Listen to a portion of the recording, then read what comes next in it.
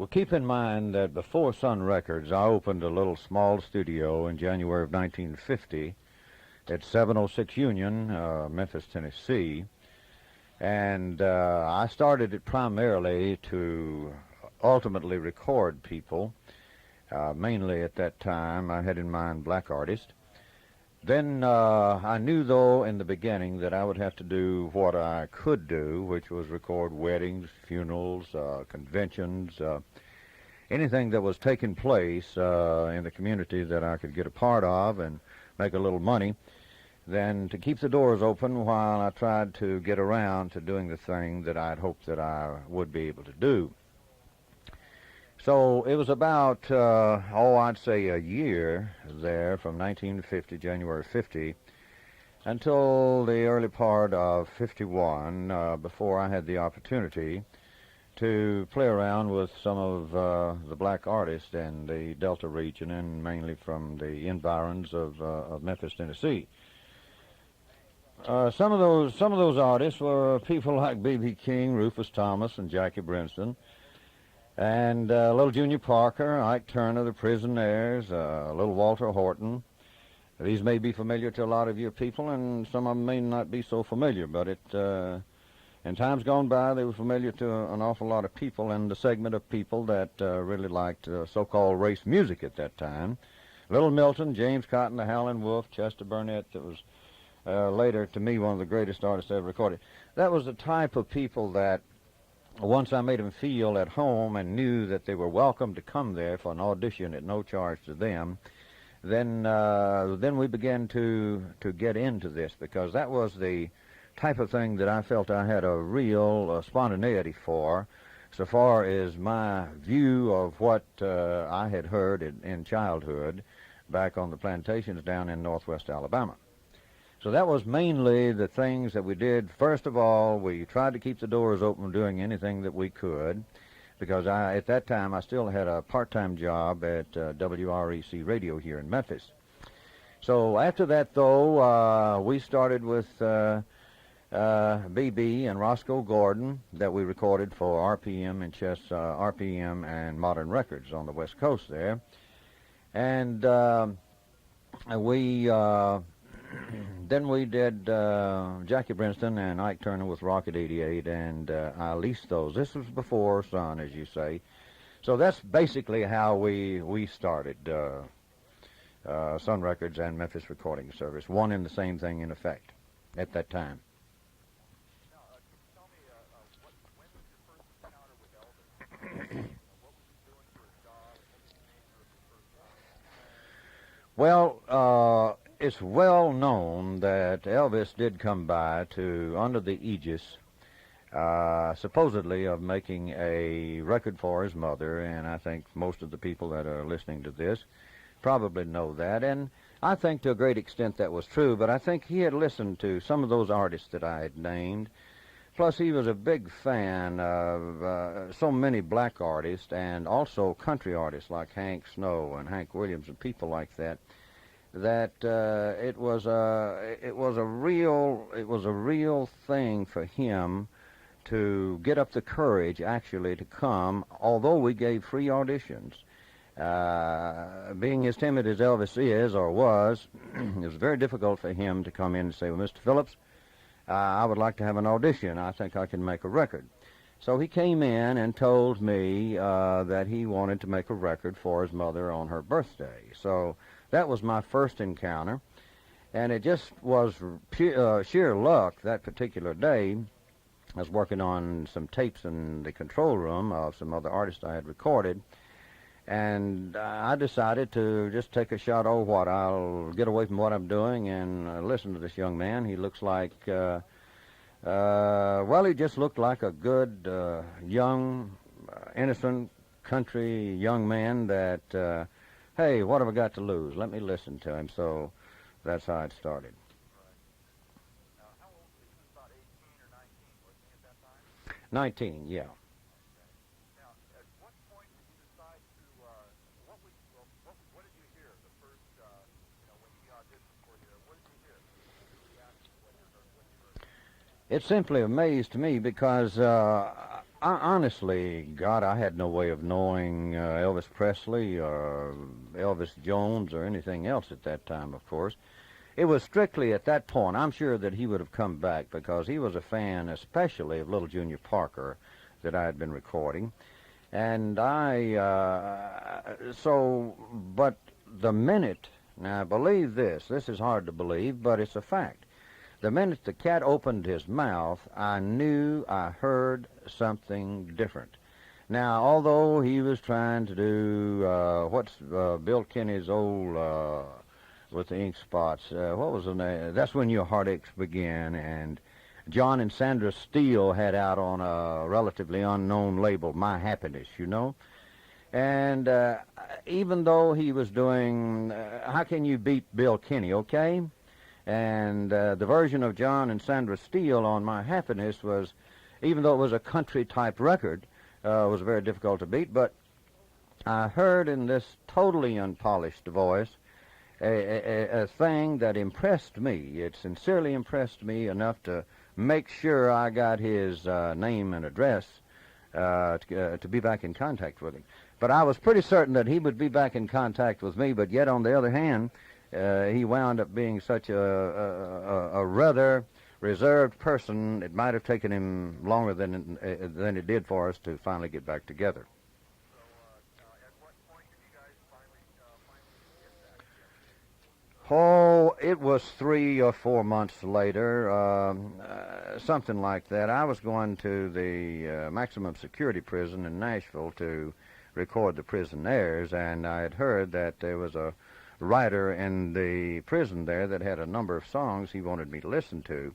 I found a ballad, lo and behold, that I thought, because this was just shortly after I had listened to Elvis, and I told him if I found some material, and also if he came up with something that he felt at home with that was original, to get back with us and we'd work something out. But I brought that song back from the maximum security prison in Nashville and tried Elvis out on it, and hey, it didn't work. Do you remember what the name of that song was? Who the writer was? Let's see. It escapes me right now what it was. It was a new composition, but I don't recall the title of the song. But I knew the minute that Elvis, even though he had done a great thing just on this audition record for his mother, on That's When Your Heartaches Began, and this was in that type of vein. But I knew then that that wasn't in Elvis's bag. Not that he couldn't do it, but I couldn't see what I was trying to do in that particular material at that particular time. Didn't feel comfortable. Okay, so let's take it right up to the point at which you signed him. And if you could be specific with a date as far as you can remember it, that'd be great too. The circumstances surrounding your signing of him to the Sun label, and if you could also, in the course of your answer, outline the details of the contract. I signed Elvis to a contract when I felt like, after I had called in Scotty Moore and Bill Black, Elvis had not been playing with anybody. He had been more or less soloing at home and this sort of thing, and he had a fantastic ability to size up different artists and different fields in music. This is what was so great about him. And I really felt this, and so when I told him, as he came back later on, that I thought I ought to get Scotty Moore and Bill Black to woodshed with him, meaning that get together and kind of rehearse and relax and try to come up with some different things. So they came back in a number of times. We would set a date to come in and to listen at their progress and this sort of thing. And so I felt that the minute they started to working together, although it took some time before we actually got around to cutting That's All Right, Mama and Blue Moon of Kentucky, each time that we would get together, I don't mean actually that he was better in the sense that he was singing better. Strictly, he was feeling better to me. And I knew from the beginning of the time that I had gotten into the radio business and into the recording business is what you make happen out on the floor. And I thought this guy had the potential to happen on the floor, and I felt sure I could capture him behind the board. Now, we signed him to a contract. We signed him for 4 years. The royalty rate was, back then was, it sounds like a pittance now, but it was 3% of the retail price of the record. Now, he got 3% off of 90% of the records that were sold. That was the Standard Union contract at that time.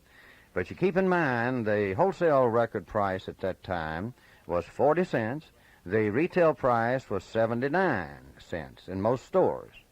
So he was actually winding up. I have been rebuked sometimes about a small amount, but at that time, people will have to keep in mind, keep this thing in context, that Bing Crosby had sold just millions upon millions of records for Decca back in those days, and he was only on a 5% contract on the retail price. So the number of sides that we signed for, we only had to guarantee him that we would record 4 sides per year, but that had to be a minimum. And we could record as many as we wanted to, so long as we met the union scale and the other conditions of the contract. Okay, so at what point did you figure that the guys were ready to go into the studio and start working on laying some tracks down? Oh, well, we did that all along. It was the way I worked. It's pretty difficult to thumbnail sketch this thing, even though we may talk a little while here, to try to summarize what has taken place over there before and when Elvis came in and everything. This was the way I worked with artists, not just with Elvis, but those artists that we've spoken of before, mainly the black artists. I had the patience to work with them, and patience was my biggest commodity, unless it was just hard-headedness. I knew what I didn't want. I can't say that I always knew what I wanted, but I knew what I didn't want. So this was a gradual process of coming in, not trying to rush the young man or even Scotty and Bill at that time, because we were searching. We were searching to find not a category of music as such, but a feel on whatever type of music it was, whether it was rhythm and blues or whether it was a country-flavored type of thing. I did not want to go for the Nashville sound because they were doing good country records there in those days, and I wasn't interested in that. I certainly didn't want to go for the big band sound. So to answer your question, it was a question of me feeling, and that was my job. If I couldn't make that contribution, I had no business being there, because they were there in the studio.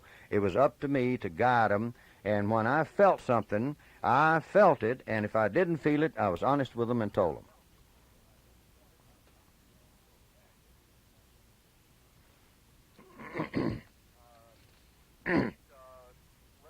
Let's take it up to the section at which you got That's All Right, Mama, and Blue Moon in Kentucky as keepers.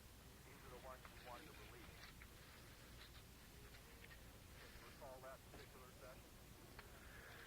The very first session you're actually talking about that we would call a session for good. Let me get my gal here to give me a cigarette.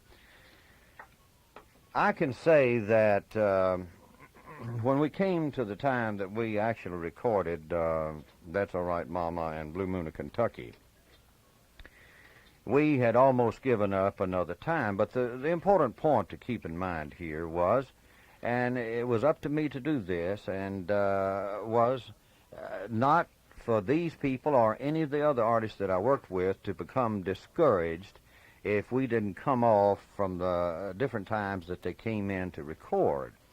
I knew this would be necessary because we had to keep in mind that, and this is what I wanted, that we were working with raw, untried, unproven talent. And this is exactly the thing. I had no feel for wanting to work with people that had already been in the recording business or had made records and this sort of thing. So the day we started to give up on That's All Right Mama and Blue Moon, well, actually it was some other songs we were doing, Elvis cut down when I went back into the control room. I walked in. I didn't use a so-called talk-back microphone where you talk back from the control room into the studio, as some of your listeners may or may not know. Back in those days, if I was displeased or pleased, I usually got up from the console or the recording board, walk in the control room, and tell them what I thought. So I had told them that I didn't think we were quite there. In the meantime, I went back into the control room and was doing a whole lot of nothing but through the walls, and believe me, they weren't soundproof, through the walls of the little studio at 706 Union, I heard them playing around with this beat and with this feel. And so I just turned up I still had the gain controls, or pots as we call them, open on the board. And I kind of turned it up, and they were kind of off mic, and Elvis was definitely off mic, and I heard him doing That's All Right Mama. And it fascinated the devil out of me, and I walked in there and told him, I said, hey, this is what we are looking for. And so I told him, look, let's run this thing down a few times. We get it today, fine. If we don't, fine. Because I felt that would keep a little bit of the heat of the young man. You got to keep in mind that this is a game of brains as well as anything else. It's a game of psychology. So we absolutely could not have people get overly tense. I always wanted my people keyed, but I absolutely did not want them frightened. And so even at that point, even though I was excited as hell, I did not want them to think, oh, hey, baby, this is it, and then find out after a few more takes it wasn't going to be it. It could have been a real letdown because they had worked real hard. But, man, I can tell you, and then we flipped it. I said, I truly want, after that Big Boy Crudup song, That's All Right Mama, I said, Elvis, hey, do you know any old country songs? I didn't have any idea. I knew the guy he was just a music fan. I mean, and had such an intelligent ear. And he cut down on, if you can believe this great old bluegrass tune, Blue Moon of Kentucky by Bill Monroe. And that fascinated the unbelievable, well, for us to think in terms, and you know, to think in terms that we might come up with a version of Blue Moon of Kentucky, a great bluegrass thing, as everybody knows, and That's All Right Mama, and man, I didn't want anything else. Hey, I just knew that we had it, and we finished it up in just a matter of a short time, just a few takes, and it locked in that groove, and baby, when it locks in, you can tell it.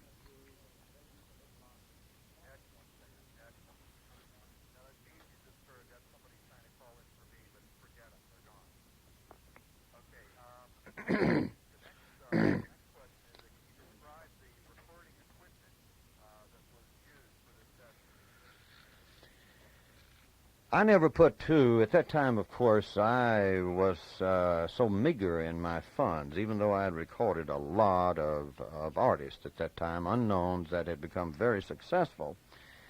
My feeling was that I had to do with what I had. And I wasn't too uncomfortable with that because I had worked with lots of microphones feeding the Peabody bands from the Skyway here to the CBS network every night from 10:30 to 11. I'd worked with some great big bands and all of this thing, but what I had in mind and what I was going to try to do successfully or unsuccessfully didn't have a lot to do. I think we used 4 microphones on most of Elvis's sessions. They were like Shure 556S's, which were more or less PA microphones. And I think we had one of those glorious 77D RCA microphones that everybody wanted then, you know. And and would you know, I finally got me a 350 Ampex recorder. Now, if anybody needed more than that, and I had a 70D RCA board, which was actually, it was certainly not a studio board, but it was a radio station board, which is usually much more simple than a studio board even then, you know. But I felt this, that it was always up to me in my recording, if I was going to be somebody that so-called had the ability to produce or to get out of people the best they had in them and hope that it would really say something, that I had to get that on the floor, and then I could pick it up with just about anything. I was not looking for technical excellence. I was looking for that feel to originate in the studio and let the damn control room take care of itself. And I figured I could handle that. If I can't handle 4 pots, then I needed not be in there. But I knew my important thing was to get it going on that floor. One way or the other, I would capture it on the microphones and through the boards and speakers. Okay, so That's All Right, Mama, Lulu in Kentucky has just been released. So what was the reaction on the radio and retail level to the first record? Well, there was a young man by the name of Dewey Phillips that had a show called Red Hot in Blue here on radio station WHBQ right here in Memphis. He was a great friend of mine, no kin to me, but he was a nonconformist disc jockey. Believe me, a nonconformist. He played practically all rhythm and blues, or race records as they were called back then in the main. And I had Dewey come out. I called him after his show. He was on from 8 till midnight. And I told him to drop by the studio, which was some 6 or 8 blocks from the radio station studio in downtown Memphis. And I said, I've got a guy I want you to hear. And he came by, listened to it, and his first reaction wasn't that of, hey, man, you got a hit or anything. He said, hey, Daddy-O, play that thing again for me, you know. And so we played the tape over 2 or 3 times. And the more he heard it, the quicker I could tell that he was responding from the inside, not to please me or anything like that. So I gave Dewey a dub, or I believe I took it to him the next night, pardon me, an acetate dub of those sides, and he put it on the air. And the reaction here was unbelievable, and it wasn't any false promotion or a reaction or calling your relatives and you used to be friends or anything like that. But after that, and a lot of people don't realize this, but after that initial reaction, and believe me, Presley was not known in this town, period. But the reaction was spontaneous. Dewey did not play the record up excessively big because I did not want him to, because I wanted an honest reaction. And I've always said, if you can make it in your hometown, you might have a chance of making it somewhere else, you know. So anyway, it came off just fantastically in Memphis. But when I hit the road with it, it was a different story. Because nobody, now it's hard to look at it now and say that this happened, but some of my best friends that had played all of my R&B records for me and had been great friends to me, and I had a lot of great jocks that played country records, and I had a few country records out at the time, and they played the records for me if they thought they were good. I went to Shreveport, Louisiana, and at KCIJ then, I think they probably changed the call letters like they do all over the country, and KENT. Well, Tommy Cutreri, who was a big jock here, who I had worked with at WREC in Memphis, and he went to Shreveport. He was reluctant to play it because he just said, I can't play That's All Right, Mama. He was running a country show, but it might be, let me listen to it, Sam, might be I can play Blue Moon of Kentucky. But he says, I don't know, my fans, this type of version of that bluegrass tune might not go over so well. I said, Tom, you got to use your judgment on it. You've always been fair. Fats Washington was a black paraplegic man, one of the first jocks, I guess the first jock black in Shreveport at KENT. A great, great man, a man with a great ear for music. But he wasn't, he just did not feel, well, he didn't know what to feel about That's All Right, Mama. Hey, he'd heard Big Boy Crudup all of his life, and this didn't quite feel right. So to answer your question, it was really rough. I go on into Houston, Texas. A big jock like Paul Berlin, you've probably heard of him. He was the biggest jock down there for many, many years. He had some difficulty with playing stuff other than Les Paul and Tennessee Ernie Ford and Perry Como. And I could understand this. My tail was dragging. I got into Dallas, Texas after leaving Houston, Texas, ran into a dust storm, which they don't usually have in central Texas. And I thought, well, all my luck is really coming out good today, you know, this trip. But I got to Dallas, Texas, big state distributing company. There was a lady there by the name of Alta Hayes who worked the record counter, where they sold the records to the jukebox operators and to the retail operators. And I must have looked pretty bad. But I walked in that Monday morning, and she looked at me and said, Sam, you don't look well. I said, I feel great. How are you feeling?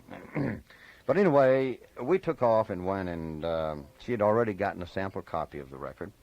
And we went to a little delicatessen block down the street and sat down, and she ate a chocolate eclair. I'll never forget this because she was telling me about how great this guy Elvis was and wanted to know more about him, this sort of thing. Well, I tell you, that was probably the real turning point for me emotionally, because all of these people were my friends. These were people that I didn't want them to play the record based on friendship.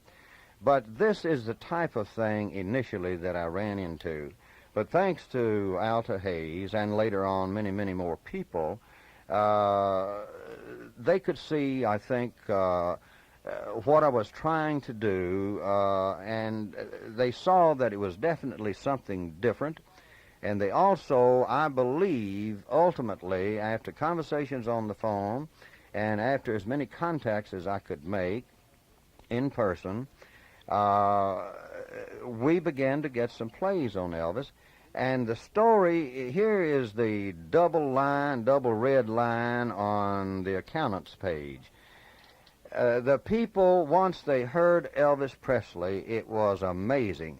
Really, in effect, all we had to do, and this is what I felt, but God knows I didn't know it.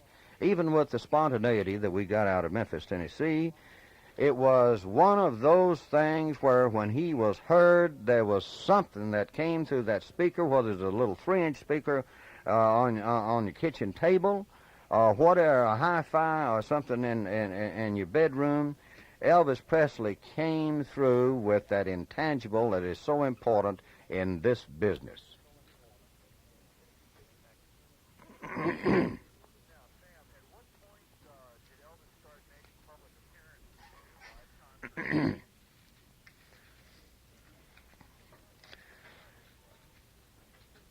Elvis was particularly, as I say, very, very shy. This is something else I didn't want to do to him initially, but yet I did feel it was necessary for him to feel an audience. It didn't have to be over 25 people, 50 people, 100 people would be a gargantuan audience. But I knew a friend here at the Silver Slipper, which was a little nightclub, coincidentally. It's about 5 blocks from where I was before it burned down. It was about 5 blocks from where I now live in East Memphis. And we took him out there, and believe me, this is where it was very important to me, is for me not to attempt to try to get an artificial boost for Elvis Presley. Number one, wouldn't have been good for him. Number two, we wouldn't have known what we had to know. I was very pleased with his first stage performance. I guess there was probably a crowd of some 50 people in this little nightclub. That night they received him well. Then after that, Slim Whitman was going to do a concert, or did do a concert here at Overton Park Shell, which is a very nice outdoor amphitheater. And Slim was hot as a firecracker then. So he wanted Elvis because they had met at the hayride in Shreveport briefly, and so he wanted Elvis to open the show. So Elvis did open the show, and lo and behold, as great a singer in his vein as Slim was and still is, if you can believe this, Presley stole the show, and Whitman would tell you that. Now, all of this you got to keep in mind, and I think this is the key bottom line on this also. None of this was staged. The audience response, like it had been on radio, was just there. Now, for God's sakes, don't ask me to explain it. I don't think there is any way that anybody, and I was there when it happened, and I guess I ought to know, but this is one thing that I do not have an answer that I am totally pleased with myself, and I certainly wouldn't try to put one on your audience that I don't truly believe that is true. But I will say this, that whatever Elvis Presley had, it was instantaneous to the human ear of mankind. Let me ask you this, Sam. Was Elvis doing the leg wiggling in these early performances? Oh, yes, that started, but it certainly was not as pronounced as it was later on. But it was absolutely, had nothing to do in his mind with sex. It had to do with a just sheer, almost prostration from nervousness. And that was just his way, as we do patting our feet or biting our nails and this sort of thing. That was started purely and simply because Elvis Presley was just like most of us. He was scared to death. And later on, it became his trademark, and he told me many years later on, well, it wasn't all that many years later on, that, he was glad to do something on stage besides sing that apparently felt good to the people. Okay, now after That's All Right, Blue in Kentucky happened. Tell me the subsequent four songs. Tell me about the subsequent four sons sides, and what happened to them, and how they built. Each one did a little better than the last one. Well, that's not exactly it, but you have to keep this in mind. After that, That's All Right and Blue Moon, we came out with Good Rockin' Tonight. That was an old Roy Brown tune. You remember? And then we did I Don't Care If the Sun Don't Shine, back to back. I'll give you the releases, the names of them, the 5 releases we had on Presley, and then I'll tell you what happened. After that, we came out with the old Milk Cow Boogie Blues. You know, it's actually an old country song, Milk Cow Blues, and we put Milk Cow Blues Boogie on it, just as a title, because we wanted them to know the difference. Then there was a song on the back of that was an original. A young man wrote from, who was a manager of a little theater here in a town just north of us, Covington, Tennessee, called You're a Heartbreaker. The next release number 4, which was released in April of '55, Baby Let's Play House, and hey, there's a killer. And I'm Left, You're Right, She's Gone was on the back side of that. And then one of the most interesting records I've ever heard, not because I produced it, was Mystery Train, which was a record that Elvis fell in love with by Little Junior Parker when I recorded him on Sun. And as a matter of fact, that was his first release. And that side was backed up. Mystery Train was backed up by I Forgot to Remember to Forget is also. So it was a thing that I had in mind. It wasn't that I wanted necessarily for the record sales to be that much bigger on each record. Naturally, we wanted to sell as many records as we possibly could, but it was selling this person, giving the North enough time to begin to feel him, hopefully. It was also trying to get the West Coast awakened, try to get the Midwest, Chicago, St. Louis, Detroit, Minneapolis, that area. You had to keep in mind that one of the worst things I knew then that could happen was for us to have a super big hit and not be able to follow through with things that were at least comparable or hopefully better. All of these things, just in my opinion, and I was absolutely not disappointed in the sales on one of his releases on Sun Records. And I think that would be self-evident, of course, because of the fact that we sold him later on for an unbelievable price at that time. So it wasn't that we made jillions of dollars off of Elvis Presley, but we knew that we had to do it in such a manner that we did not wear the man out, or we didn't try to shove him down people's throats before they were ready, because first of all, we had to recognize that we had a commodity that was different, and it was up to us to see if the public was going to accept him on a long-term period. And that's the only thing to me that I had in mind. I was not looking for one-shotters and this sort of thing. I guess I would have taken, but I tried to see in people the possibility of a style that could be used to sustain itself over a period of time. And believe me, we did in all 5 of Elvis's releases on Sun Records. Okay, now at what point did you first encounter Colonel Tom Parker? Well, Parker and I, we had known each other from the days of his managing Eddie Arnold, back in the early days of Eddie Arnold. And then, of course, he came along to manage Hank Snow for a short period of time. And so the Colonel and I had known each other for a long time. Bob Neal, who was then managing Elvis, I had turned Bob over because I never tried to personally manage because I had my hands full with a one-man operation, so to speak, in the record business. But he had heard Elvis. He was booking at that time Mother Maybelle and the Carter sisters. So they had crossed paths in a few shows. Happened to appear at the same time on the same stage, and of course Tom Parker was nobody's fool, and you could feel the undergirding of this young man building everywhere you went, and you have to keep in mind that this was before television and all of that with him.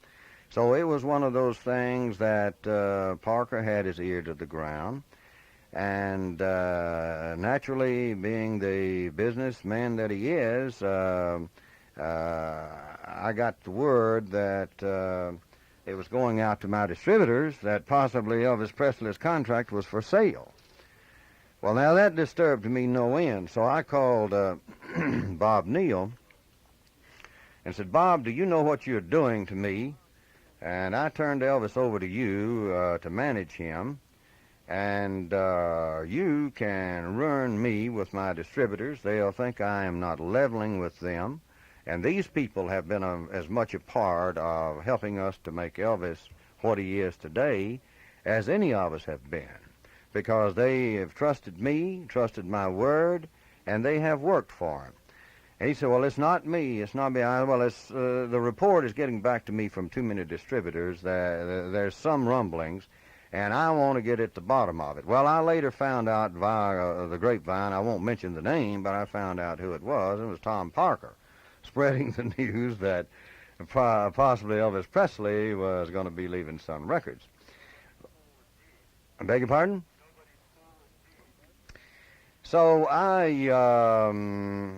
talked to Bob Neal and found out that Parker was in New York. I called him up and told him what was happening, and I said, now, I've got too much time, and God knows a lot of miles behind me and this man, and he said, well, he was interested in the boy, but that now he had not spread the news that he was going to Columbia, or he was going to Capitol, or he was going to RCA. I said, well, now, Tom, you got to level with me.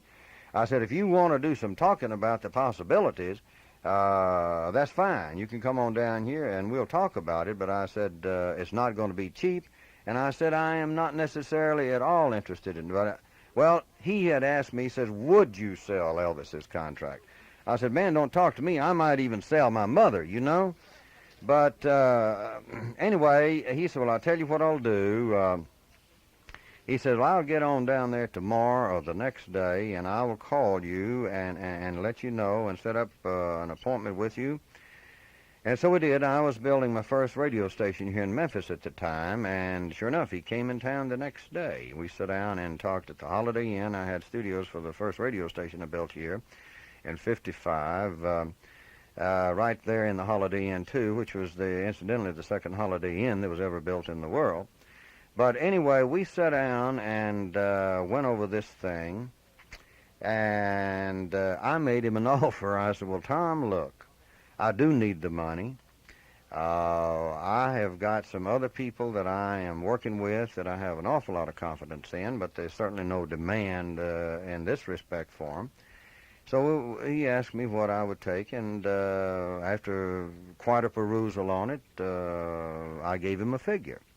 He said, will you give me 2 weeks to see if I can raise the money? So that's how it happened, and he called me. The option money that they put up, which was $5,000, they had 2 weeks to round up the money. He called me about 5 o'clock the afternoon before the option contract would be up at midnight that night, and said, well, look, I have just finally gotten the money together, and I do not want to lose the option, and I will wire the money over to you subject to all of us getting together tomorrow and getting the formal contract drawn. I said, well, Tom, there's no use in wiring the money if you tell me you're going to do that. I said, that'll be fine. Come on over. And so that's really how it happened. So he had the lawyers and everything in here from RCA and some people from Hill and Range Songs, and so that's how it happened. We sold Elvis for $35 plus $5,000 we owed him in royalties.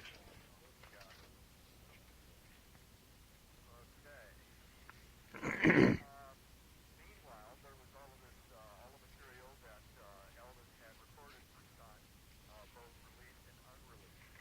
So what happened to all of that material when Elvis's contract was picked up by Parker and RCA? One of the conditions of the contract was, of course, to release all of everything, any demos or anything, every tape that I had on Elvis, I had to release to RCA. Now, this contract selling, the actual signing, took place in October of '55. We had the right, because I would not take the right, and I called all of my distributors and everything in the meantime and told them what possibly could happen. And I did not want to let them down because they had been good to me, and we were going to be in business, and we weren't fast buck artists and this sort of thing. And, of course, they weren't too happy with it, but at least I leveled with them and told them what probably would happen. Well, in the course of events, we had from October through December 31st of '55 to sell any records ever how many we wanted to and everything after. But beginning January 1 of 1956, RCA had full and exclusive rights not only to anything, of course, that they would record by him, but any and all stuff, materials that I had on Elvis. So as of January 1, we had the rights to do nothing with Elvis Presley except sit back and use that money to help with Johnny Cash, Jerry Lee Lewis, and Charlie Rich and people like that. Okay, that leads to my next question now.